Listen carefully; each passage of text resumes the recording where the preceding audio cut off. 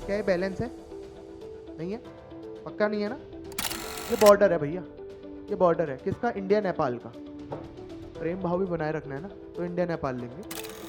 आगे वाला सबका, बगल वाला अपना। आगे जो है वो सबके लिए है, बगल में जो बैठा है वो आप ही का दोस्त है, मेरा नहीं है। ठीक हो गया? चलो स्टार्ट करते हैं। चैप्टर नंबर 1 कौन सा? Chemical reactions and equation. Chemical reactions and equation. इस चैप्टर में एक बहुत छोटा चैप्टर है और क्या क्या आने वाला है इसमें पता होता है।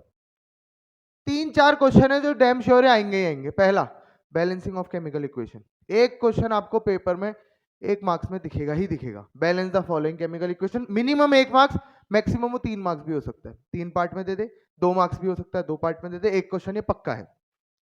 सेकंड क्वेश्चन इसमें क्या रहता है? सेकंड क्वेश्चन पूछता है इसमें, क्या पूछता है? आपको रिएक्शन दे देगा। अभी हम टाइप्स ऑफ रिएक्शन पढ़ेंगे। इसमें रिएक्शन देगा और कहेगा इसमें बताओ कि कौन सी रिएक्शन हो रही है, या फिर पूरी करो इस रिएक्शन को, कंप्लीट द फॉलोइंग रिएक्शन, ऐसे देगा।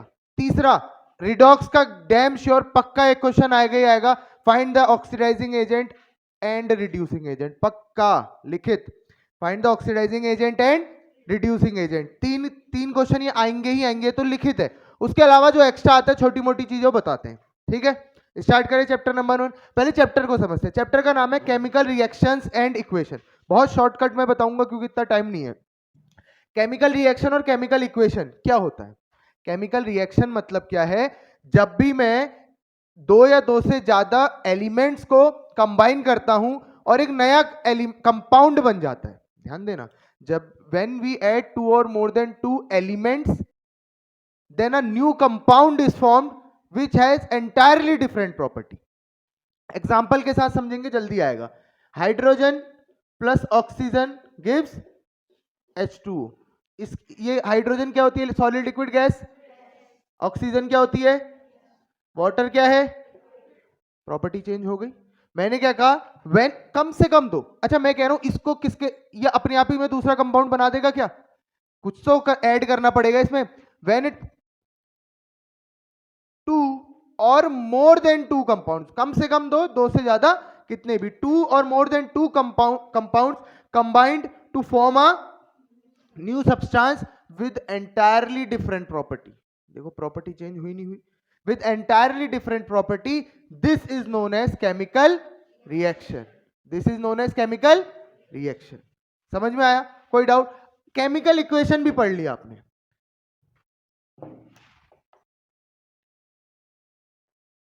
Hydrogen plus oxygen gives water. जब भी मैं कंपाउंड्स एलिमेंट्स के नाम लिख के करता हूं, जब भी मैं कंपाउंड्स या एलिमेंट्स के क्या लिखता हूं? नाम लिखता हूं, उसे मैं कहता हूं केमिकल रिएक्शन। क्या कहेंगे? Chemical reaction. और जब इनकी जगह इनके सिंबल्स यूज होते हैं, उस समय क्या लिखते हैं हम? उस समय क्या कहते हैं? Chemical equation. अब बच्चे कहते हैं कंफ्यूजन है, याद कैसे किया जाए? मैथ्स, इसमें थोड़ी मैथ्स लगाओ। मैथ्स में क्या होता है? इक्वेशन जब भी आती है बहुत शॉर्ट होता है। इक्वेशन जब भी होती है बहुत शॉर्ट में नहीं होती। 3x + 2y = 12 शॉर्ट में हो जाती है ना। तो इक्वेशन हमेशा शॉर्ट वाली होगी, जो पूरे नाम के साथ होगी, उसे हम क्या कहेंगे? रिएक्शन। समझ में आया? कोई डाउट? केमिकल रिएक्शन और केमिकल इक्वेशन में डिफरेंस समझ में आ गया? बस एक यही डिफरेंस है कि यहां पे नेम में लिखते हैं और यहां पे सिंबल में। केमिकल इक्वेशन मतलब उसको सिंबॉलिक फॉर्म में लिख रहे हैं, केमिकल रिएक्शन मतलब उसको उसके केमिकल नेम के फॉर्म में लिख रहे हैं। समझ में आया? पूछता नहीं है, बस अपनी क्लियरिटी होनी चाहिए दिमाग में कि चैप्टर का नाम जो है उसको पता तो हो क्या कर रहे हैं हम। समझ में आया? पक्का? अब आगे मूव करें अगर हम, तो इसमें नेक्स्ट टॉपिक आता है कैरेक्टरिस्टिक्स। पूछ सकता है 1 मार्क्स में question, characteristics of chemical equation.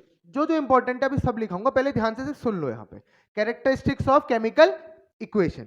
अब कोई भी इक्वेशन, केमिकल इक्वेशन है, मुझे कैसे पता चले भाई केमिकल इक्वेशन है कि केमिकल रिएक्शन हो रही है? मुझे कैसे पता चले?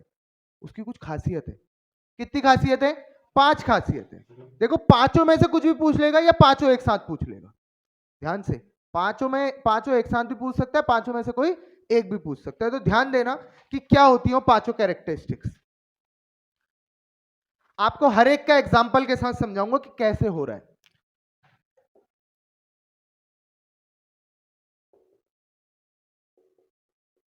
पहला चेंज इन कलर, दूसरा चेंज इन स्टेट, तीसरा चेंज इन टेम्परेचर, चौथा इवोल्यूशन ऑफ गैस, पांचवा फॉर्मेशन ऑफ प्रेसिपिटेट।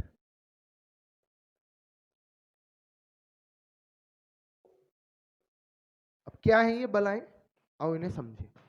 देखो, कोई भी आपके सामने एक प्रोसेस हो रही है, आप कैसे कहोगे वो केमिकल रिएक्शन है कि नहीं? अगर इन पांचों में से कोई भी एक चीज हो रही है, आप कह दोगे केमिकल रिएक्शन है। इन पांचों में से अगर कोई भी चीजें हो रही हैं उस रिएक्शन में, तो आप कह दोगे वो कैसी रिएक्शन है? केमिकल रिएक्शन है। समझ में आया? अब हर एक प्रॉपर्टी समझाता हूं। Change in colour, change in colour, इसका बेस्ट एग्जांपल मैं बहुत समय से देते आ रहा हूं, जो है आयरन। आयरन देखा है आपने? आयरन में जब जंग लगता है उसका कलर सेम रहता है या चेंज हो जाता है? चेंज हो जाता है, ब्राउन, रेडिश ब्राउन कलर का हो जाता है। जब रस्ट जो लेयर, अभी इसमें आगे रस्टिंग पढ़ेंगे हम, उसमें भी दोबारा आएगा ये चीज, ध्यान देना। पूछ सकता हूँ किसी से भी कि कलर क्या बताया था मैंने, ठीक है? कलर कौन सा होता है? Reddish brown. रस्ट, आपने जंग देखा? जंग कहीं पे लोहे में जंग लगाओ, हाथ लगाओ, आपका हाथ में जो आता है वो रेडिश ब्राउन कलर है। येलो कलर तो नहीं होता, ब्लू कलर तो नहीं होता, कौन सा कलर होता है? Reddish brown. कैसा? रेडिश ब्राउन कलर होता है। तो इसका मतलब जब केमिकल रिएक्शन हो रही है उसमें क्या हो रहा है? कलर चेंज हो रहा है। कलर क्या हो रहा है? किसको नहीं आया समझ में? दूसरा एग्जांपल एक और ले लो। कॉपर सल्फेट है, कॉपर सल्फेट है, उसमें मैंने जिंक डाल दिया या आयरन डाल दिया। क्या डाल दिया? आयरन डाल दिया। क्या होगा? कॉपर सल्फेट का जो ब्लू कलर है वो किस में चेंज हो जाएगा? ग्रीन कलर में। कलर इंपॉर्टेंट है, इस चैप्टर से सबसे ज्यादा क्वेश्चन पूछने के चांसेस प्रैक्टिकल बेस्ड है। कैसे है? Practical based. फॉर एग्जांपल मैं क्या कह रहा हूं, ये क्या है? कॉपर सल्फेट है। क्या है? कॉपर सल्फेट है। इसमें मैंने क्या डाला? आयरन नेल डाल दी। इसको आयरन नेल मैंने जैसी ही डाली, थोड़ा टाइम इसको ऐसे ही रख दूंगा, तो ये जो पानी का ब्लू कलर है, एक्चुअली में ब्लू नहीं है, अभी दिख भी रहा है, चलो ब्लू, ब्लू कलर है जो पानी का, वो किस में चेंज हो जाएगा? ग्रीन में। क्या हो रहा है यहाँ पे? Change in colour, change in colour. Colour change हो रहा है, इसका मतलब अंदर कुछ केमिकल रिएक्शन हो रही थी, तो मैं इसको कह दूंगा ये केमिकल रिएक्शन है। समझ में आया? अभी ये कलर चेंज क्यों हुआ हम आगे पढ़ेंगे। ठीक हो गया? समझ में आई ये चीज? चेंज इन कलर किसको समझ में नहीं आया? सबको आया? नेक्स्ट, चेंज इन स्टेट, अभी बता दिया example. H2 plus O2 gives H2O। Liquid है, गैस है, गैस है, ये क्या है? स्टेट चेंज हो रही है। यहां गैस था, यहां गैस था, यहां आते आते क्या हो गया? तो चेंज इन स्टेट का समझ में आया?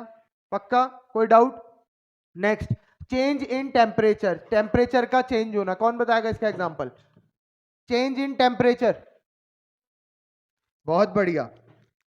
CaO plus H2O gives CaOH का होल ट्वाइस। कौन सी रिएक्शन है? Combination reaction. जब दो, अभी आगे पढ़ेंगे हम टाइप्स ऑफ रिएक्शन में, जिसने पढ़ रखा है उससे पूछा मैंने।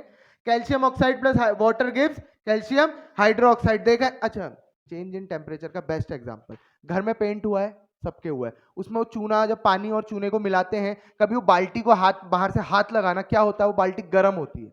कभी ऑब्जर्व करना ये चीज कि वो जब भी बाहर से हाथ लगाओगे तो क्या वो बाल्टी क्या होगी? गर्म होगी। क्या हो रहा है इसका मतलब? जैसी चूना और पानी एक साथ क्या हुए, मिले, उसने क्या करा? हीट प्रोड्यूस करी। हीट एक्सोथर्मिक रिएक्शन है एक टाइप से। कैसी रिएक्शन है?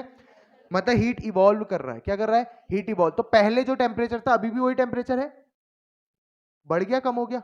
बढ़ गया। तो चेंज इन टेम्परेचर मतलब वो भी एक केमिकल रिएक्शन। किसको समझ में नहीं आया? सबको आया? नेक्स्ट, इवोल्यूशन ऑफ गैस, यही एग्जांपल, इवोल्यूशन ऑफ गैस का भी यही एग्जांपल है। दूसरा ले लेते हैं, चलो। इवोल्यूशन ऑफ गैस का अगर आपको याद हो, मैंने एक प्रैक्टिकल कराया था यहाँ पे, जिस प्रैक्टिकल में हमने क्या करा था? कॉस्टिक सोडा लिया था, कॉस्टिक सोडा और पानी को मिलाया था, तो एक गैस निकली थी। कोई नाम बताएगा उस गैस का? Hydrogen gas. और उसका टेस्ट कैसे करा था हमने? Pop sound. उसको जलाया था तो पॉप साउंड आई थी। सबको याद आया?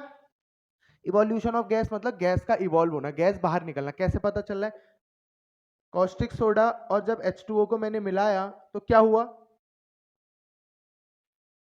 सॉरी, NaCl प्लस H2O को मिलाया और इससे इलेक्ट्रिसिटी पास करी तो क्या बना? NaOH प्लस H2 प्लस इस रिएक्शन का नाम बताओ मोहित। Chloro alkali process. क्यों कहते थे क्लोरो, नेक्स्ट चैप्टर का है क्लोरो एल्कली प्रोसेस, क्यों क्लोरो और एल्कली इस पे बन रहे हैं। इससे भी बहुत क्वेश्चन, 5 टाइप के क्वेश्चन पूछता, बता रखा है, फिलहाल यहाँ पे नहीं जाते हैं, फिलहाल यहीं पे आते हैं कि evolution of gas, gas evolve हो रही है, इसका मतलब कौन सी, ये केमिकल रिएक्शन। इसको नहीं आया समझिए एग्जाम्पल, सबको आया, इसका प्रैक्टिकल भी कर रखा है। नेक्स्ट आता है फॉर्मेशन ऑफ प्रेसिपिटेट, ये थोड़ी अलग चीज है, समझते हैं इसको। मैं अगर नॉर्मल आपको समझाऊं, पहले समझते हैं फॉर्मेशन मतलब पता है क्या होता है, बनना। प्रेसिपिटेट मतलब क्या होता है ये समझते हैं। कुछ नहीं है, आपने क्या करा, मिट्टी ली और चीनी ली, चीनी और मिट्टी को मिक्स कर दिया, सूखी मिट्टी और चीनी मिक्स करी, अब वो घुल गई, जब आपस में मिक्स हो गई, दोनों सॉलिड है, सॉल्यूशन बन गया दोनों सॉलिड का, उसको जब पानी में डाला, पानी में मिलाया, तो मुझे बताओ, जब मैं अब वो पानी को देख रहा हूं तो मुझे उसमें चीनी दिखेगी, मिट्टी दिखेगी, चीनी मिट्टी दोनों दिखेंगी? सिर्फ मिट्टी दिखेगी, चीनी तो घुल जाएगी, चीनी पानी में क्या करेगी, घुल जाएगी। अब जो गिलास में बन रखा है घुल के, मैं उसको अगर एक फिल्टर पेपर से पास कराऊं, क्या करवाऊं, फिल्टर पेपर से पास कराऊं, तो मुझे बताओ फिल्टर पेपर में क्या मिलेगा, मुझे मिट्टी मिलेगी। सबको समझ में आ रहा है, ये जो मिट्टी है ना, यही प्रेसिपिटेट है, मिट्टी प्रेसिपिटेट ही है, मिट्टी। अब मैं जो ये एग्जांपल के थ्रू समझा, अब मैं आपको रिएक्शन के थ्रू समझाता हूं। मान लो मैंने कोई 2 कंपाउंड लिए, उनको मिक्स करा, ठीक हो गया, सॉल्यूशन बन गया। उसके बाद एक सॉल्यूशन बन के आ गया मेरे पास, ए और बी मिला के सी बन के आ गया। मान लो ए और बी मिलाया और बन के क्या आ गया मेरे पास, सी। इस सी को मैंने फिल्टर पेपर से करा पास। दो दो दो ही ऑप्शन हो सकते हैं, या तो वो जो फिल्टर पेपर से पूरा पार हो जाए, या फिर कुछ पार हो जाए और कुछ ऊपर से छोड़ जाए। वो जो छोड़ जा रहा है ना बेटा, वही प्रेसिपिटेट है, और ये होता है इनसॉल्युबल सॉलिड। ऐसा सॉलिड जो इनसॉल्युबल है, पाउडर्ड फॉर्म में होगा, ऐसा सॉलिड जो इनसॉल्युबल है। प्रेसिपिटेट का दूसरा नाम इनसॉल्युबल। इनसॉल्युबल मतलब जो सॉल्युबल नहीं है, इनसॉल्युबल।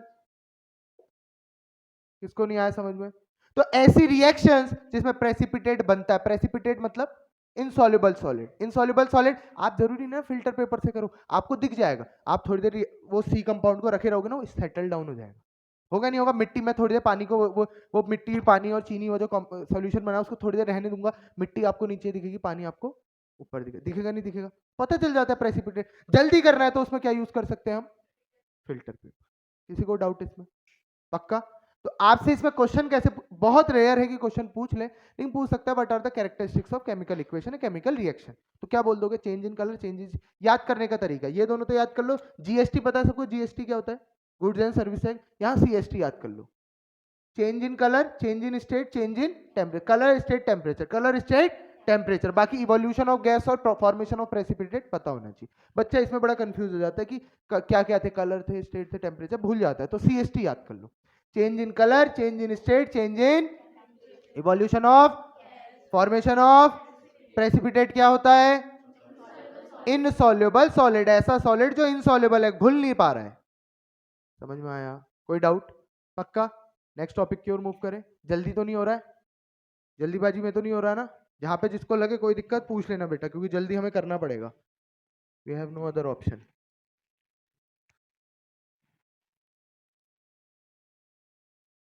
मोस्ट इंपॉर्टेंट पहला टॉपिक जिससे क्वेश्चन आएगा ही आएगा, मोस्ट इंपॉर्टेंट टॉपिक जिससे क्वेश्चन आएगा ही आएगा, उस टॉपिक का नाम है बैलेंसिंग ऑफ केमिकल इक्वेशन। अब उससे पहले मैं समझता हूं ये बैलेंसिंग है क्या। ये क्या है मेरे हाथ में, पक्का? छोड़ो, ये क्या है मेरे हाथ में, सोने की रॉड। बैलेंसिंग के मैंने तीन मूल मंत्र बताए। कितने मूल मंत्र? 3। जिसको वो याद है वो बैलेंसिंग कर लेगा। क्या ये बैलेंस है? नहीं है? पक्का नहीं है ना? क्या बैलेंस है? क्या बैलेंस है? मतलब बैलेंसिंग और अनबैलेंसिंग, आप क्या समझ पा रहे हो इससे? ध्यान देना, बैलेंसिंग और अनबैलेंसिंग का खेल समझो। बैलेंस है? नहीं। मत कैसे पता चल रहा है? एक तरफ ज्यादा, एक तरफ, क्या अब ये मुझे बताओ बैलेंस है? अब बराबर है? इसका मतलब क्या है, जब दोनों तरफ क्वांटिटी बराबर है तो मैं कहूंगा बैलेंस मामला है। एक तरफ ज्यादा एक तरफ कम है तो मैं क्या कहूंगा, same is the case with chemical equations. Chemical equation कब बैलेंस कब अनबैलेंस होती है ये समझ लो। कोई भी इक्वेशन या कोई भी रिएक्शन बोलो, इक्वेशन बोलो, जनरली इक्वेशन बोलूंगा मैं, समझ जाना आप। डिफरेंशिएट मैंने बता दिया कैसे करते हैं। कोई भी रिएक्शन है उसको आप कब कहोगे कि वो बैलेंस है और कब कहोगे कि अनबैलेंस है। आपने दो चीजें देखनी है, मैथ्स में याद है LHS RHS, यहाँ हम रिएक्टेंट और प्रोडक्ट कह देते हैं, यहाँ पे हम क्या कह देते हैं, रिएक्टेंट और। इसको बहुत लीस्ट एग्जाम्पल से समझाऊंगा, उसके बाद हम इसमें हायर क्वेश्चंस में जाएंगे। एग्जाम्पल है H2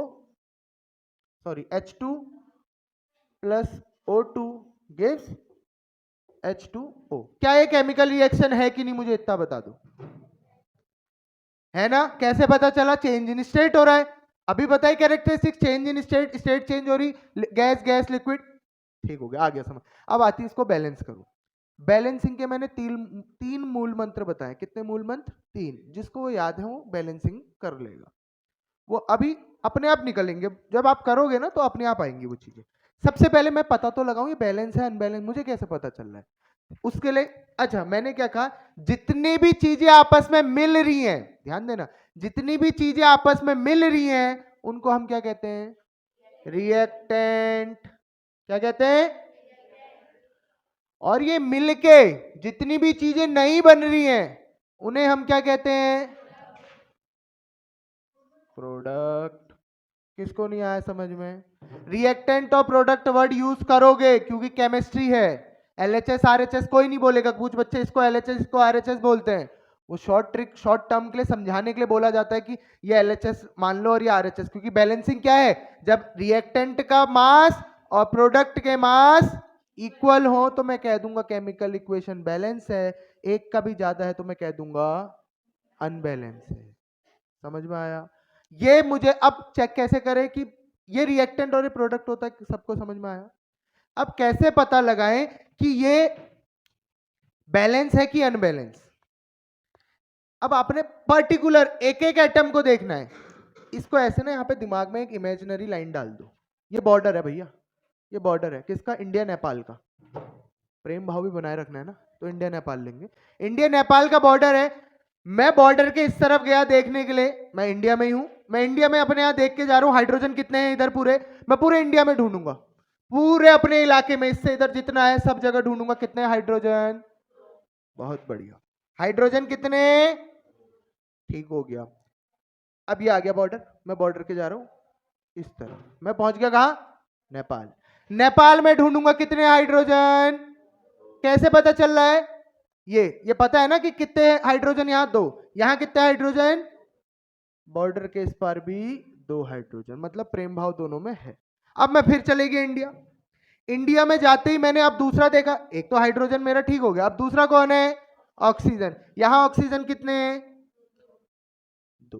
समझ में आ रहा है दो क्यों है, बगल वाला अपना, आगे वाला, तो जो भी बगल में होता है वो अपना है भाई, जो भी बगल में होता है वो अपना है। जो बगल में आपके बैठता है क्लास में वो आपका दोस्त ही होता है, लेकिन जो आगे पढ़ा रहा होता है वो टीचर, वो किसका होता है, सबका। तो बगल वाला अपना, आगे वाला, तो ये जो आगे जो नंबर होता है ना उसके पीछे जितने होते हैं, मान लो मैं कह रहा हूं 5H2O लिखा है, तो ये 5 किस किस का है, हाइड्रोजन का भी और ऑक्सीजन का भी, लेकिन ये जो 2 है किसका है, सिर्फ हाइड्रोजन का, क्योंकि बगल वाला अपना, आगे वाला सबका। समझ में आया? मैं नेपाल आ चुका हूं बेटा, नेपाल में कितने हाइड्रोजन, दो थे, ऑक्सीजन कितने, ऑक्सीजन कितने, क्या अब मुझे बताओ ये बैलेंस है, कैसे पता चला, हाइड्रोजन बैलेंस है लेकिन ऑक्सीजन अनबैलेंस है। ऑक्सीजन क्या है, इतना समझ में आ गया कैसे पता लगाए बैलेंस है कि अनबैलेंस? पक्का? कोई डाउट? मैं चले जाऊं इंडिया, मैं चले गया इंडिया। अब आती है बात इनको बैलेंस करने की, मैं इसको भी मिटा देता हूं ताकि थोड़ा समझा सकूं और अच्छे से। देखो भाई, हाइड्रोजन मेरे 2 थे, यहां पे भी 2 थे, यहां ऑक्सीजन 1 थे, यहां ऑक्सीजन 1 और यहां ऑक्सीजन 2, यहां ऑक्सीजन 1। इतना समझ में आ गया? मतलब मुझे बैलेंस किसको करना है, हाइड्रोजन को तो नहीं करना है ना, नहीं करना है, बहुत बढ़िया। जिसको बैलेंस करना है उसी के पास जाऊंगा। तो अब मुझे बताओ, पहली चीज, मैं जो 3 मूल मंत्र थे उसमें से पहला मूल मंत्र आने वाला है बेटा। ऑक्सीजन को बैलेंस करने के लिए या तो इसको 2 बना दूं तो ये 2 2 हो जाएंगे, या फिर इस वाले को 1 बना दूं, 1 1 हो जाएंगे। इसके अलावा कोई तीसरा ऑप्शन है तो बता दो मुझे। दोबारा से, या तो इस ऑक्सीजन का जो इसके पास 1 है इसको एक और देके 2 बना दूं, या फिर इसके पास से एक लेके 1 बना दूं। दो ही ऑप्शन है। तो पहला मूल मंत्र क्या कहता है, आप हमेशा छोटे को बड़ा बनाएंगे, बड़े को छोटा नहीं। अगर आपके मार्क्स कम आ रहे हैं तो अपने आप के मार्क्स बढ़ाओगे, जिसके ज्यादा आ रहे हैं उसको बिगाड़ के उसके मार्क्स कम नहीं करोगे। हमेशा छोटे वाले को बड़े की तरफ छोटा बड़ा बनेगा, बड़ा छोटा नहीं बनता। हम बड़े हैं, हम बड़े से छोटे हो सकते हैं क्या?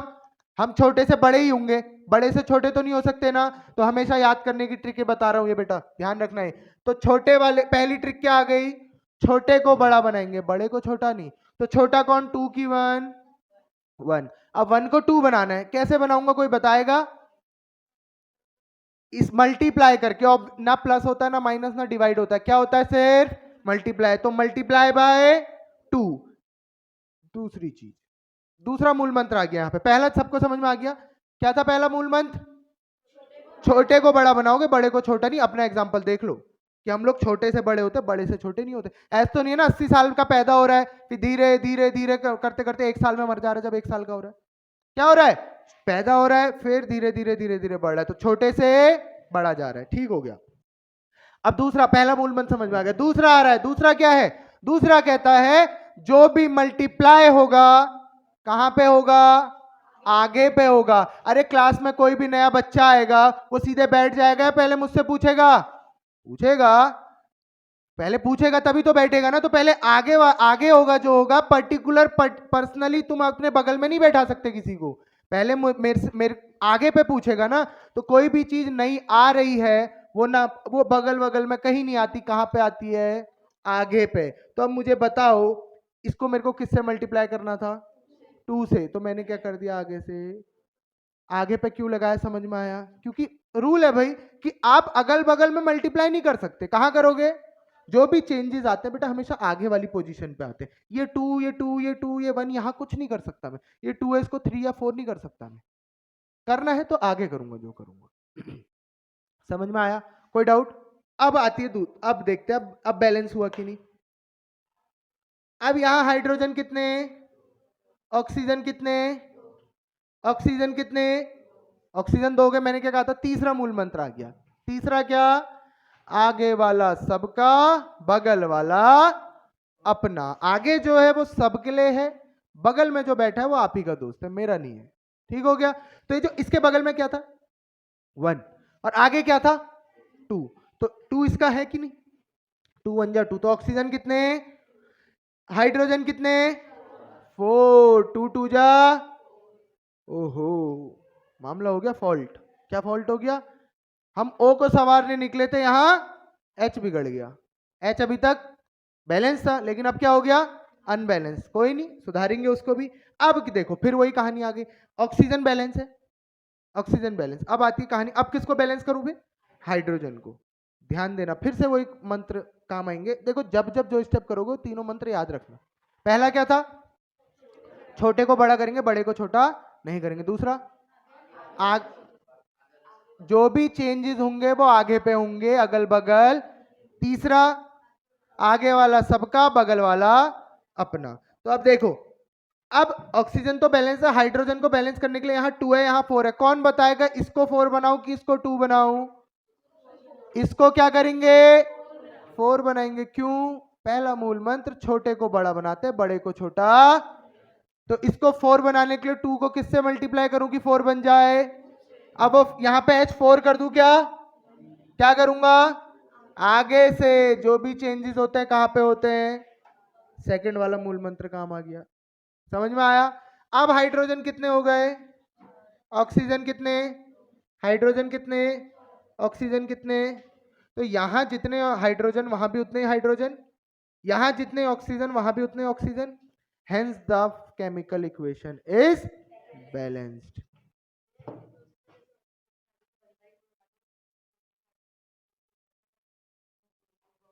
बहुत बढ़िया क्वेश्चन पूछा है आपने कि हम 1/2 लगा सकते हैं कि नहीं, लेकिन ये केमिकली पॉसिबल नहीं होती है चीजें जब हम केमिकल रिएक्शन कर रहे होते हैं। क्या होता है, मैं जब कोई भी चीज ले रहा हूं ना, अच्छा आप चीनी का एक एटम उठा रहे हो, एक एटम उठाते हो, आधा एटम उठाते हो, एक एटम उठा रहे हो, तो ये जो मैंने पहले भी कहा था, करने को मैं 1/2 3/2 भी कर सकता हूं, लेकिन वो केमिकली पॉसिबल नहीं होती ना चीजें।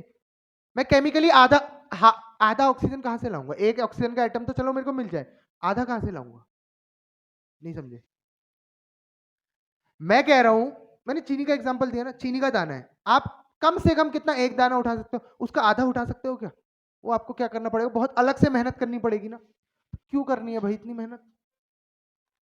समझ में आया? और एक और, अब हम क्यों करते हैं बैलेंस? अनबैलेंस बढ़िया तो चल रहा था, नहीं बेटा, अनबैलेंस बढ़िया नहीं चल रहा था। जब तक, याद है आपने एक 9th क्लास में एक लॉ पढ़ा था, law of conservation of mass, लेकिन मैं इसकी बात नहीं कर रहा हूं। इसके बाद 3 टाइप के थे, एक ये था, दूसरा क्या था? Law of constant proportion. बहुत बढ़िया। लॉ ऑफ कांस्टेंट प्रोपोर्शन क्या कहता था बेटा? जितना अमाउंट में ऐड होना चाहिए उतने ही अमाउंट में करोगे, नहीं तो नहीं बनेगा। फॉर एग्जाम्पल, मैं एक 9th का कॉन्सेप्ट समझा देता हूं आपको। H2O है, क्या है? हाइड्रोजन का मास कितना है? 1, 2 1 जा 2, 2 हाइड्रोजन 2, रेशियो ऑक्सीजन का कितना है? 16, कितना है? मतलब 1:8। जब तक हाइड्रोजन और ऑक्सीजन 1:8 में नहीं जुड़ेंगे तब तक बेटा पानी नहीं मिलेगा, पानी नहीं बनेगा। मान लो मैंने हाइड्रोजन 2 ऑक्सीजन 9 ले लिए, मतलब ही नहीं होता कि मेरा वाटर बन जाए। लॉ ऑफ कांस्टेंट प्रोपोर्शन यही कहता था कि जब मैं कांस्टेंट प्रोपोर्शन में जोड़ूंगा नहीं चीजों को, तब तक नई चीजें जैसी जो मैं चाह रहा हूं वो नहीं मिलेगा। अरे मुझे टेस्टी खाना चाहिए, मैं एक पैकेट भर के उसमें मिर्च डाल दूंगा क्या? बैलेंस्ड अमाउंट में डालूंगा ना। घर में सब्जी बन रही है तो उसमें बैलेंस्ड अमाउंट में नमक, बैलेंस्ड अमाउंट में धनिया, मिर्च और जो भी एक्स्ट्रा चीज डलती है वो बैलेंस अमाउंट में डलेंगी ना। अनबैलेंस कोई चीज ज्यादा कोई चीज कम डलोगे तो क्या जो मैं चाह रहा हूँ मिल पाए? बनने को तो बन जाएगा कुछ ना कुछ, लेकिन जो मैं चाह रहा हूँ मिल पाएगा? नहीं मिल पाएगा। तो वही चीज है, जो मुझे चाहिए उसको बनाने के लिए मुझे एक्यूरेट चीजें उतनी ही डालनी है। अगर मुझे 2 मॉलिक्यूल चाहिए पानी के, तो मुझे एक O2 का मॉलिक्यूल होना चाहिए और 2 हाइड्रोजन के मॉलिक्यूल होने चाहिए। समझ में आया? पक्का? कोई डाउट? अब बैलेंसिंग का क्वेश्चन कैसे पूछता है? बहुत ट्रिकी चीजें हैं इसमें, एक एक मार्क्स में पूछता है। एमसीक्यू में, एमसीक्यू में आएगा ये क्वेश्चन। कैसे आएगा देखो, कहेगा balance the following chemical equation दे देगा एक तो, या फिर कहेगा find the unknown constant A B C D, इन अननोन कांस्टेंट को ढूंढो कहेगा। इसका मतलब करना तो बैलेंस ही है।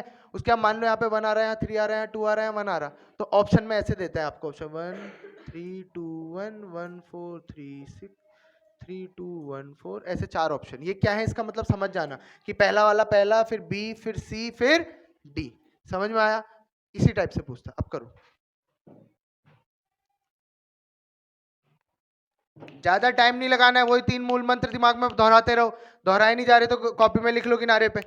पहला मूल मंत्र क्या कहता था? पहला मूल मंत्र क्या कहता था? छोटे को बड़ा बनाओगे, बड़े को छोटा नहीं बना सकते। दूसरा, आगे कोई भी चेंज होगा वो कहां पे होगा? आगे पे होगा। तीसरा, आगे वाला सबका, बगल वाला अपना। बेटा ऐसी क्वेश्चन आएगा, हाँ तुम्हें 1 मार्क्स अपने खो के आओगे, देखना। 3-4 बच्चों के अलावा किसने सही नहीं कर रखा है। और जब हो जाए तो एक बार चेक कर लो उसको, सारे कॉन्फिडेंस मार देगा तुम्हें ऐसा वाला। अब देखो क्या है, सबसे पहले चेक करता हूं अनबैलेंस है, अनबैलेंस है। आयरन कितने हैं? ऑक्सीजन कितने हैं? 4 बेटा, 4 हैं। 3 और 1 4। कार्बन कितने हैं बॉर्डर के उस तरफ? आयरन कितने? कार्बन कितने? ऑक्सीजन कितने? आ गया समझ? बैलेंस है, अनबैलेंस है? सबसे पहले ध्यान दो, ये ट्रिक बता रहा हूं एक और। सबसे पहले उसको बैलेंस करो जो सबसे बड़ी चीज है, जो सबसे बड़ी चीज है। सबसे बड़ा कौन है इधर? इधर ऑक्सीजन। ऑक्सीजन है ना सबसे बड़ा। 4 है और यहाँ कितने? 2। तो पहले किसको बैलेंस करने की कोशिश करूंगा? ओ को। अब अच्छा, बैलेंस करने में चेंज भी होती हैं चीजें, क्योंकि मैंने क्या कहा था, वहां मैं ऑक्सीजन को किसको, हाइड्रोजन को बैलेंस करने गया था, तो ऑक्सीजन को बैलेंस करने गया था तो हाइड्रोजन अनबैलेंस हो गया, फिर हाइड्रोजन को अनबैलेंस किया। तो जो भी अकेले होते हैं ना, ये इनको सबसे लास्ट में करो, क्योंकि इनको किसी से मतलब नहीं है ना, इनको किसी से मतलब नहीं है, लास्ट में अपने अनोखे भी चेंज हो जाएंगे। फॉर एग्जाम्पल चलो आगे बढ़ते हैं। कार्बन, ऑक्सीजन कितने हैं यहाँ पे? 4। इन 4 को क्या करूं, यहाँ पे कितने हैं? 2, इसको यहाँ पे 2 कर दूं, बराबर हो गए। गलत भी हो सकता है, मैंने क्या कहा, चेंज होते रहेंगे, आगे आने वाली परिस्थितियां देखेंगे। कार्बन कितने हैं? 2। कितने हैं? 2 कार्बन 2 कार्बन, लेकिन अब ऑक्सीजन फिर अनबैलेंस हो गए। कितने हो गए ऑक्सीजन? 3 और 2 5। तो हमेशा ध्यान देना, जब भी बैलेंसिंग कर रहे हो कोशिश करो कि ऑड ना आए। ऑड नंबर यहां आ गया, देखो 3 और 2 5, तो मैं इसको क्या करता हूं, 3 कर देता हूं। 3 और 3 ऑक्सीजन 6, यहाँ पे ऑक्सीजन को 2 है, तो 2 से 6 बनाने के लिए क्या करूंगा, 3 से। देखो कार्बन भी बैलेंस हो गया, और बैलेंसिंग की एक बहुत अच्छी बात है बेटा, आप 3 चीजें बैलेंस करनी है, उसमें 2 ही करो, तीसरा अपने आप बैलेंस करके मिलता है। मैंने यहाँ पे किसको बैलेंस करा? सिर्फ ऑक्सीजन को। कार्बन अपने आप बैलेंस होके मिल गया। अब आयरन यहाँ कितने हैं? हो गया। मैंने कहा ना, अकेला वाले को कोई दिक्कत नहीं है, जो अकेला है उसको लास्ट में करो आराम से। समझ में आया? कोई डाउट? दिक्कतें आ रही हैं बेटा इसमें? बैलेंसिंग में आ रही है? कल इसके बहुत सारे क्वेश्चन करेंगे तो आपको दिक्कतें नहीं आएंगी। ठीक हो गया?